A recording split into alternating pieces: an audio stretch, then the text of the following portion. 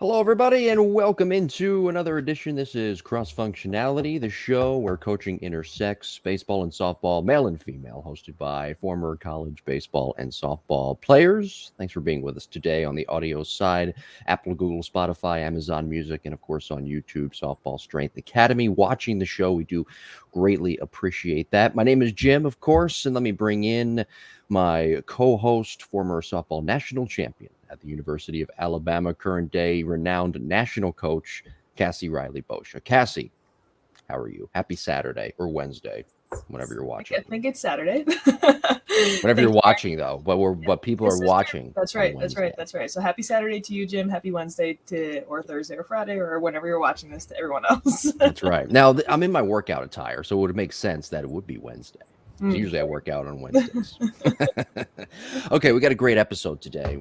This is episode 6, talking about the national championship, a 5-part series. Like a dope, I think I said I think a 2-part series, but it's actually a 5-part series. I said that last week, but we're talking today, part 2, Road to the National Championship, talking about the regular seasons and some stories that came out of that. There was some really interesting stories that we're going to discuss. But I first want to talk. There's a story that came out this week about Miles Brennan. I'm sure you know who that is. He was former quarterback at LSU. He took over for Joe Burrow in 2020 and then got hurt. And then Brian Kelly, fast forward a couple of years, came in as the new head coach from Notre Dame. And Miles Brennan, he brought competition with him.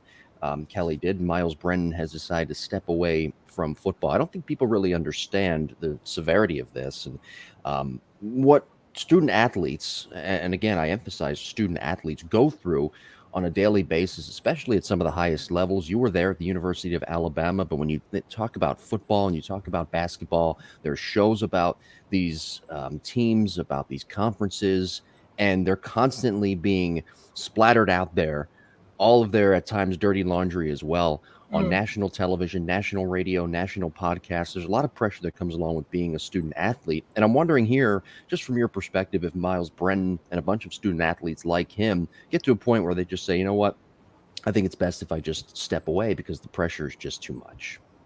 Yeah, and I think it is unfortunate, and I think sometimes people view that as like a weakness, like, oh, he couldn't handle the pressure. But unfortunately, what our student athletes are going through right now is something that no one's ever gone through. It's not pressure any better athlete or better equipped athlete has handled before, and that's that social media has basically allowed small town gossip to be on a national stage. And if anyone's ever been on any receiving end of a small town gossip or a high school drama or something, it doesn't feel good. It has that that bad feeling. It weighs on you. It lives in your head rent free.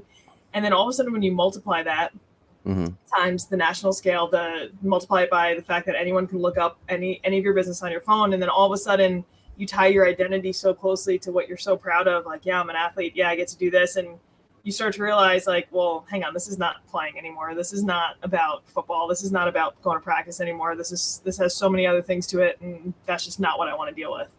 And so it might not be a football pressure. It might just be a drama pressure or a story talking about you pressure that they don't want to deal with.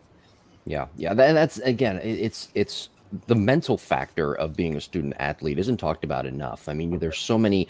It's a rigid schedule, and you're not only, again, an athlete, but you're a student athlete. But then on a weekly basis, if you're LSU or if you're Alabama or if you're a big time college football player, no disrespect to Division I, AA, 2 or 3, because there are those pressures there as well.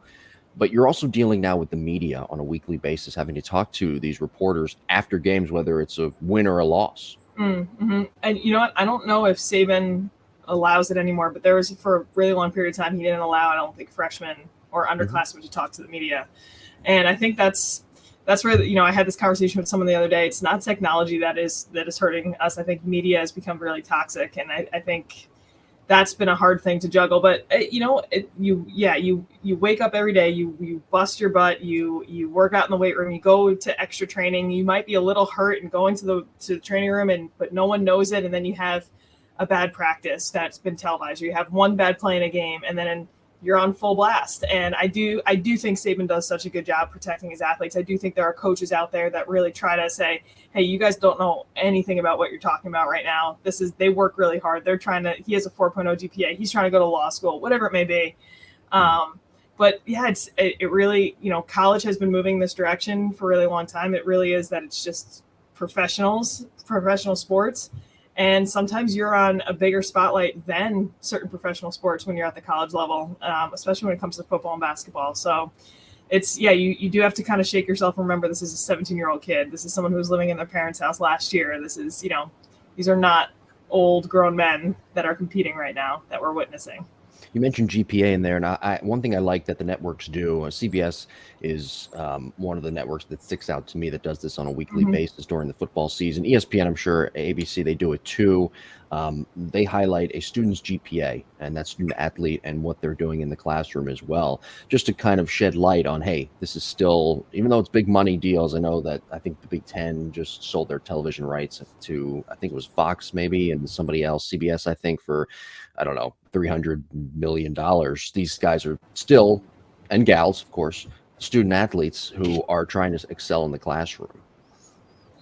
Yeah, and I do appreciate them doing it because it kind of provides that human element to the fans and the athlete. I do think when a fan starts to perceive the person they're viewing on television or whatever further and further away from them, it makes it very, very easy for them to make a comment on an Instagram post or to send a message that's nasty. And it doesn't, you don't feel connected to that person. You feel like you can't relate to that person. So that message doesn't hurt so bad when you send it. And maybe it's a compliment to the sport when, you do start getting the smaller sports that get fans that are like, oh, I could make that play. My grandma can make that play, whatever it may be. It's like, all right, they really think you're on that big of a stage. But at the same time, like everyone is a human being. Everyone is a student. Every single person, you cannot play you can't play a sport until you have that 12 hours of eligibility, which means your butt's in a classroom for 12 hours. You're having to suffice, teacher requirements. And it is challenging on top of everything else that you are now required to do. And all of a sudden your day starts to turn into, well, I have to do this. I have to do this. I have to do this. And you start to lose sight of like, I'm a student athlete at a really cool college. I should be saying I get to do these things and I want to do these things, right? Not having a list of obligations throughout your day. Here's the thing. I live in Tampa, right? And I don't live very far from where the Buccaneers play, Raymond James Stadium.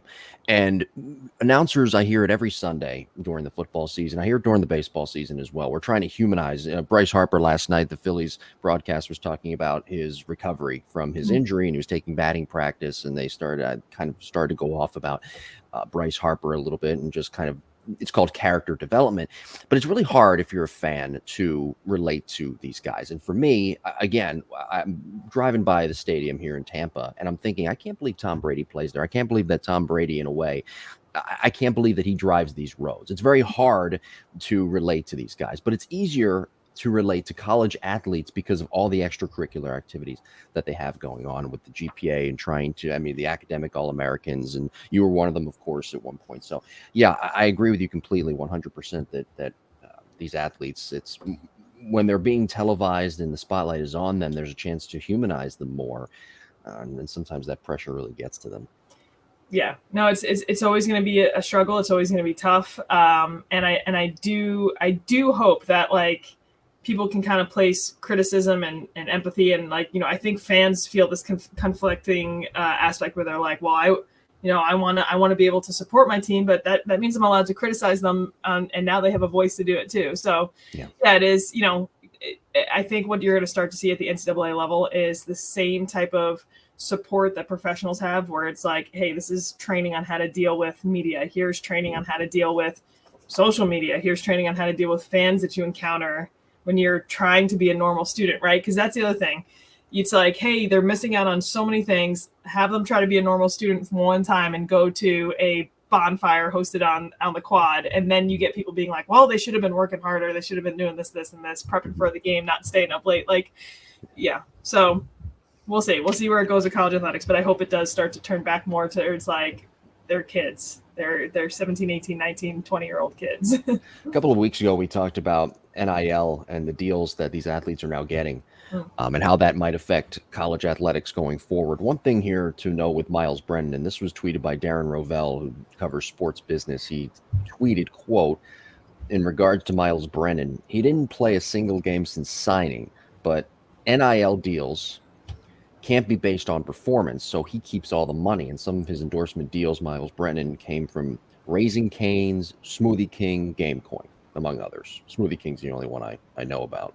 But I just wonder with these NIL deals, if we've now opened up Pandora's box here, if some athletes have that opportunity to get paid, and maybe now it's incentivizing not only to transfer to a bigger school or another school where you can get time to play, get the spotlight on you to where you can get these NIL deals, but maybe if you get this money, securing these deals, maybe you just walk away from the game altogether. I'm just wondering if that's the way it's progressing with these new NIL deals. It is interesting. And you brought up a really interesting point. You're not allowed to be compensated for your performance. It's your name, your image, and your likeness. So, because someone brought up one time, they're like, this is not going to last. You're never going to be able to justify an All-American in football making millions of dollars and an All-American in softball, let's say, or even soccer or whatever, making $1,000. Like, the discrepancies can be too big, but it's not based on how well they played. It doesn't matter that they're an All-American. You could have a girl on the team who has a really big name in the community because of whatever it may be, and doesn't even play well and makes way more money than anyone else on the team because she might run her TikTok better than anyone else. Who knows? But that is going to be what's really, really interesting, is how that plays out, if there's any changes to it, how companies start to change their deals, because you are going to have people starting to walk away and companies are going to be like, oh, we didn't protect ourselves. How do we protect ourselves now? Right. So we will see. It is going to be interesting. Yeah. I don't know, and I tried to dig, and the information wasn't out there as to what money Miles Brennan will be making. But again, those deals for him are secure. All right, well, good stuff. We're going to get into our main topic today. Be sure to follow us on Twitter and Instagram. I'm at Jim Tara on both. Cassie is Coach Cassie RB on Twitter, Coach_Cassie RB on Instagram as well. So let's get into today's main topic, episode 6, Road to the National Championship, part 2, discussing the regular season today under head coach Patrick Murphy. That team in 2012, led by you, went 60-8, 23-5 in SEC play. And you guys started out with a 26-game winning streak, but there was something that happened. And correct me if I'm wrong, if my timeline is off. So in 2011, we talked about it a couple of episodes ago, your junior year, there was tragedy in Tuscaloosa. A tornado ripped through the town. It put a pause on your season. It was a huge speed bump. Mm-hmm. And now a year later, there was a certain death, the death of Addie Hamilton, who was your trainer. Mm-hmm. And take me through that timeline. It was in the beginning of the year, correct? Am I right about that? Yep. It was very beginning. So it was you get assigned 3 student trainers every year.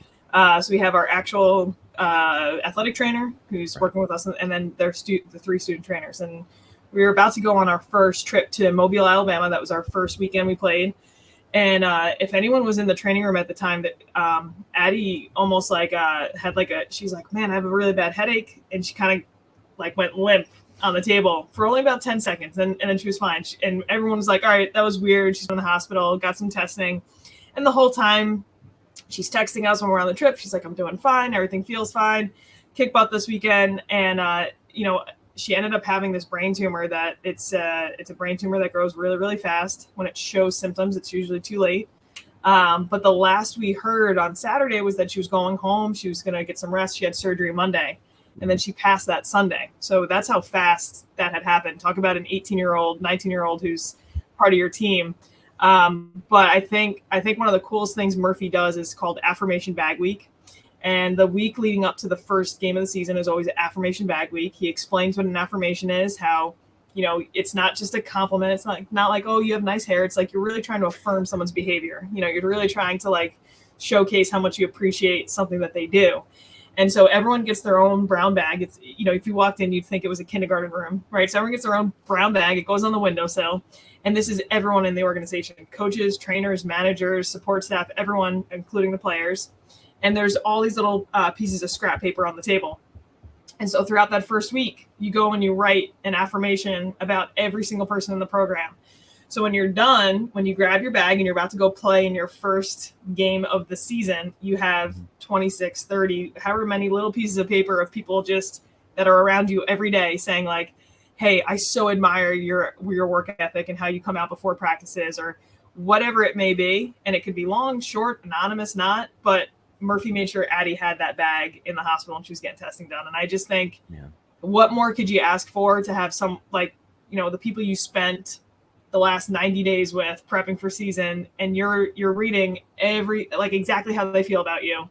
And that's, you know, that I was so thankful she at least knew all of that before she ended up passing away. And it's obviously crazy to think that something like that happens in a team, in an organization like that. But there was no more complaining that whole rest of the year. Mm-hmm. No one ever looked at like an injury like, oh, poor me. It was like we looked at the season through a completely different lens. Every adversity and failure was just, hey, listen, if Addie could be in the hospital telling us it's all good, we can approach this situation very, very differently then. So, okay. So it happened. I'm trying to get the timeline. How close to the season did this happen? It happened the very first weekend. So we played in Mobile, Alabama on Wednesday. She had that weird headache. Mm-hmm. Thursday, Friday, she had testing. She went home from the hospital. Monday. We played our last, so we had, I think, 5-game series that weekend, or 4 or 5-game series. We played our final game on Sunday. And, you know, we're in the huddle and we're expecting Murph, you know, I think we had 2 freshmen do really well in the game. It's a normal post-game huddle.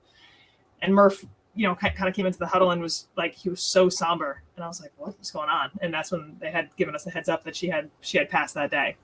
So it was the very first weekend we played. Okay. So first weekend that it happened, you have to be thinking at this. I'm sorry, this is part therapy session on today's episode, but you have to be thinking, oh my God, it's deja vu all over again. Another tragedy a year later. I mean, you know, you're coming off a year in 2011 that I guess you thought in a way was unsuccessful because you didn't win the national championship. And then Alabama, the football team, goes out, wins the national championship in the fall, and you guys have high expectations for yourselves. And then you have this tragedy, this speed bump that, again, it rears its ugly head, just another tragedy. What's your mindset? You know, it's interesting because when you experience grief in a group like that, it's hard to try to reflect almost on how you personally felt, and that's a blessing and a curse, I think, of being a part of a team. But sure. I do think the fact that we experienced so much of that loss together, finding out about it, like the very next day having practice, the very next day going to, you know, because she was a part of this athletic training family too. It wasn't just the softball family, so being able to grieve with them, there's so much comfort in that, you know, and being with family. And even throughout the season, her dad and her sister coming out to the stadium and just talking with us. And I think it was, it's so sad in so many ways when someone loses a life early. Yeah. In the same breath, you get to all of a sudden hear and see how much impact she had in 18 years, right? Like how many people can, you know, make such an impact, profound impact in such a short period of time. So it's sad, but it provided opportunities for reflection. And then, you know, like I said, being able to grieve together was definitely comforting. And I think it's not that you get past something like that. It's just, it helps you kind of organize your thoughts and feelings and allows you to talk to someone when you need to. So let's shift gears now. And I know it's kind of an abrupt segue, but shifting gears to more positivity. You guys began the year undefeated before conference play. Now, the one stat I was doing some research and in preparation, I found something kind of interesting. In your first 4 games, you outscored opponents 38-5. Okay, so not only did you have good offense, but you had really good pitching from Jacqueline Trania. I hope I said her name correctly. Jacqueline that year went 42-3. That was an NCAA record, by the way, those 42 wins. She pitched 3 of the first 4 games. What was the pitching like? I mean, the pitching had to be, I know the offense, you know, 38 runs, but the pitching was stifling at that point from Jacqueline, right? Yeah, you know, Jacqueline was a freshman the year before, And we Mhm. saw glimpses of how good she could be. And one of the biggest differences that year was that we had a brand new pitching coach. And Stephanie Van Brakel was a former Alabama All-American, had come back. I remember her first meeting. I mean, if you just Google a picture of Steph Van Brakel, she looks like she just comes with heat in everything she does, every conversation, And so she comes to that first meeting and she's like, I'm still pissed off. I didn't win it. She's like, so now I got to settle for coaching it. And she's like, I'm done knocking on the door. And we're like, okay. Yeah. But I'll tell you what, like she was such a good fit for Jackie. She was such a good, like, she really got all the pitchers in great shape. She was able to put her ego aside when she needed to. She was able to, showcase her talent as a coach when she needed to. And that first weekend, we're like, okay, Jackie's healthy. Jackie's ready to rock. And she was hitting like 71, 72, which is fast. And, that's like probably the equivalent of someone sitting 95. When someone can sit in that 72, you're like, okay, this is going to be a good season as long as we can, stay healthy. So that was exciting because I think we had a very mature hitting end of our season. And that's, I think, what people don't realize. You can have the best hitters on the planet, but if they're filled with freshmen and sophomores who have not seen really good pitching, it's not always going to translate. It's not the best swing. So we had all these girls who had played high level. I think that was a big boost of confidence for us moving forward, for sure. And then as we progress throughout the year, you mentioned in our preparation for the show, the Oregon trip. That was supposed to be very tough for you guys. And for whatever reason, you guys one game was actually canceled, but that Oregon trip, it turned out to be a success. But why was that supposed to be, as described by you, very, very tough? And why was that supposed to be the trip where the air was supposed to be kind of let out of the balloon? Yeah. So I think we saw what we were made of on that trip. It was a spring break trip. Murphy tries to do a home trip for every single athlete. So we left Alabama on a Friday or a Thursday, drove to Kentucky, swept Kentucky at Kentucky. And it's like, everything seems like it's going fine. But Sunday morning, 2 of our athletes woke up with really, really bad stomach bug. I mean, couldn't even sit in the dugout, bad stomach bug. Yeah. So we race after the Kentucky game. We didn't have time to shower or anything to our flight, get checked in, and we have a 3-hour delay. So it's like, again, whatever, 3-hour delay, no big deal. We get to Texas for our connection to Oregon. We've missed our connection. It was like a 35 passenger flight left without 33 people, something crazy like that. So, a lot of room for people to stretch out. We were really hoping they would hold it. So now we're stuck in Texas for the night. 2 more people get sick. Yeah. And by the time everything gets finagled, we go to bed past 4 a.m.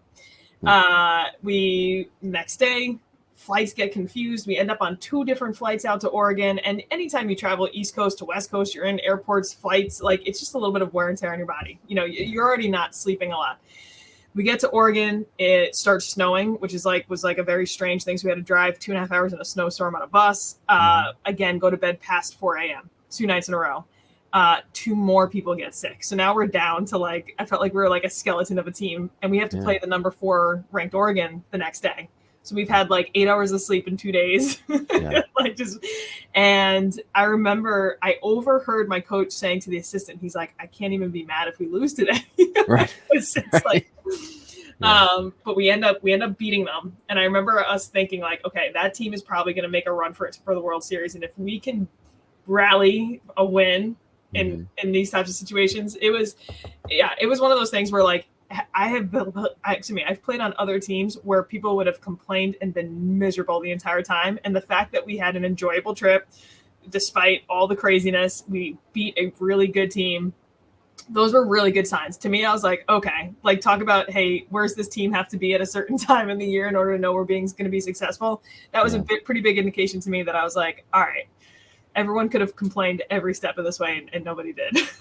It's amazing in baseball too, baseball, softball. You talk about those teams that get into that town, that city, very, very late, 4 a.m. say, and they get very little sleep, and then they go out the next day and they win. It's kind of like what you guys did against Oregon. Now there was a game in New York against Fordham. I'm thinking that it seemed like everything was going well. You had great travel accommodations. You're thinking, we're going, no disrespect to Fordham, but we're going to play a team that in Division One is below us, and then you guys end up losing. So it was the complete opposite end of the spectrum. Yep. I'm just going to ask flat out, what the Yep. heck happened there? Yeah, for sure. So again, Coach Murphy really tries really hard to get a home trip for every athlete. Sure. So he promised me a trip to New York. The problem is preseason is February and like only half of March. And if anyone's lived in the Northeast, we get snow sometimes until May. The ground is not ready. No college team back home is playing home in March. So I think he was kind of like, how am I going to pull this off? And he found a pocket of time between the final SEC series and the SEC tournament, where he's like, all right, we're going to go play on like a Monday night in Fordham and come home. The problem is we play 3 grueling games against Florida. That's a rivalry game. Each game was close. The SEC championship was on the line. We lose the first game. We have to win the next 2 to win it outright. So we do, and we're exhausted. We get these talk about private accommodations. This bus pulls up. It's the Crimson Ride is the name of the bus company on campus. We go to a private jet. Dinner is sitting on our plate. I mean, talk about feeling like a professional. We were like riding high. Got pizza in Times Square that night, and I remember going into the just feeling our team out, and I was like, Fordham is a top 25 team. Fordham upsets like 2 or 3 teams every year. They really do, like they're a really good program for this area. And I just realized most of the girls on my team had never heard of Fordham, and nobody was really taking this game overly seriously. On top of it too, you can't blame my coach. He rested all of our starters except for me, because I was playing. But I looked around and I was like, I haven't played with anybody for a really long time that's on the field right now. Sure. So we had a lot of people who hadn't played in a while, and it's in a sense, it's hard. It's so hard. You never want to disrespect an opponent. But in a sense, Murphy had to look at the rest of the year and be like, I need to rest Jackie. I need to rest our starters. Jackie had already pitched, 40-something, felt like 40-something games already. So had to rest everybody. We played our second and third string team against a Fordham, who they probably had that game circled the entire season. That was their World Series. Alum was coming to play, and we got smacked. I mean, they came out. I think we had like a 3-0 lead for a little bit, probably coasted on it. And then I think they might've scored. I don't remember the final score. I just remember. I think it was 8-5. Yeah. It felt a little bit bigger than that, because they really did just put up a lot of runs against us. So it's funny, even though we won the national championship and I had a really great career, I still get people being like, didn't you guys lose to Fordham? Because that's like what people in New York remember. It was this big story. So it is, it is what it is. It definitely, like, you always, if you're going to lose as a team, you want it to be an insignificant loss that really smacks you in the butt and really wakes you up that, like, hey, everything you touch does not turn to gold. Your guys are not that good. We got to lose without having it really affect our rankings. And then thank goodness we won the SEC tournament that weekend, because every newspaper report said Murphy's out of his mind. His team's going to be exhausted. Why are you taking them to New York? And I feel like if we lost the tournament that weekend, people would have said it was because of the Fordham trip. So thank goodness we won. Well, yeah. Well, okay. We're adding more context here. This is a game that really didn't mean too much, and if you lose, okay, we're on to a bigger fish that we have to fry, so to speak. So it was kind of a game where, okay, we're gonna play some of our younger gals, get them experience, rests most of our starters, and if we lose, we lose. We want to play good, we want to play sharp, but if we lose, it's not like losing to Oklahoma. It's not like losing to Florida or Michigan, who was really good in that 2012 year as well. Right, 100%. Yeah. So, we get the mentality, but Murphy was in a very grumpy mood afterwards, and I don't blame him. He was mad that we lost, and the whole team was going back to my parents' house for dinner. So my mom had been ordering, I don't know, you live in Florida, but there's really not the same type of pizza, same type of Italian food that you get in the New York City area. You don't get that throughout the rest of the country. So we obviously wanted to share that, but we were, it was one of those things. My mom's so excited to have the team over, yet everyone's kind of like, oh, we just lost, So it was a good trip. And it is what it is. It's just one of those memories where, again, thank goodness we won the SEC. It's we can laugh about it now because we won the whole thing. So, right. So like maybe if we lost, people would have been like, man, he really just wore his team out trying to do all these trips. But right. Thank hopefully we can repay him with that national championship. I'm sure we're going to get, and we'll continue to progress to that as we move along this 5-part series. Are there any other stories that stick out from that season that we haven't discussed? I'm sure there had to be something else, something fun, something on the field, off the field, any other stories that may stick out. You know what? I think back to like social media. I think Instagram had just come out, so Sure. It was funny because people were so intrigued by our team, and they didn't really have, the only way they could look at us or like interact with us was at the games. And we got done with school at the end of April. Like finals week is the end of April, and we play until June. So that's like 6 weeks of sitting around, and you have your lifts, you have your hitting, but there's only so much softball you can do in a day before you're sitting around. You're the only team left on campus, and you're like, all right, what do you want to do? So I think the funniest story that came out of that was Kayla Bro, who was our 3-time All-American outfielder. She was a junior at the time.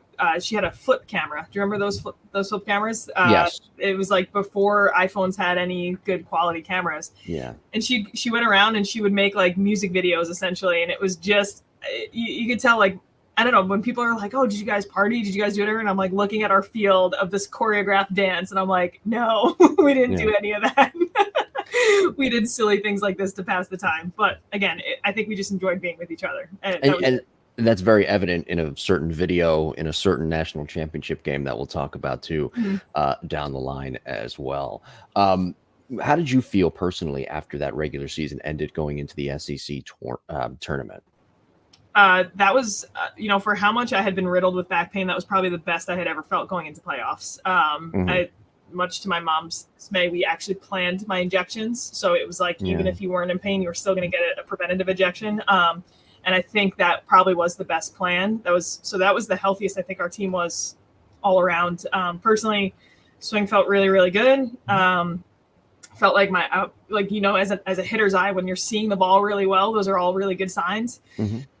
So that was good. I remember being around that time being like, okay, I'm ready for this. Like I'm ready. Like my body is there. And I really did feel so confident in our team. And it wasn't that like, I was like, oh, we faced every adversity. It was just like, we had faced so much, and I was just really impressed with everyone's tools. Like even honestly, to be 100% honest, I was most impressed with our non-starters that year.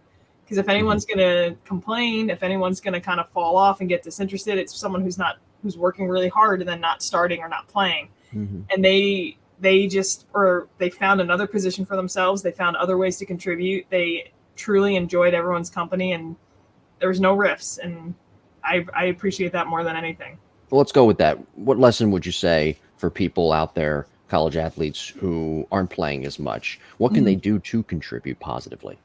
Sure. I think it's a learning curve. And I think, if it's almost like we can resonate really well if we're like, hey, I need you to go learn shortstop. It's like, all right, I'm going to go take ground balls and do everything I can to learn shortstop. But when you say, hey, I know you're an high school All-American, I know you're a Gatorade Player of the Year, but there's someone better than you right now, or the formula for winning on the field playing does not include you. That is such a hard pill to swallow. That is so difficult for someone who's used to playing, used to being the stud, used to being the star.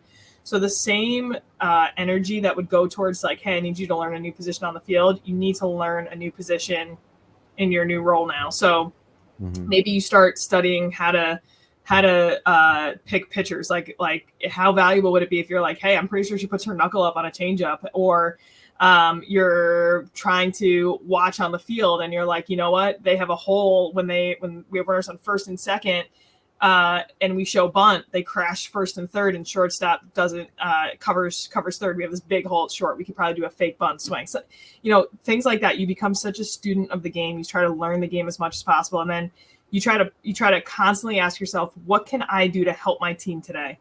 What, is it that this teammate needs something? Is it that my coach needs this? Is it that, and you constantly ask that question, and then you take the focus off of you, right? It's not about your playing time. It's not about your stats. It's like, hey, can you really commit yourself to trying to win a national championship with this team, or trying to win with this team, or trying to be a part of something bigger than you?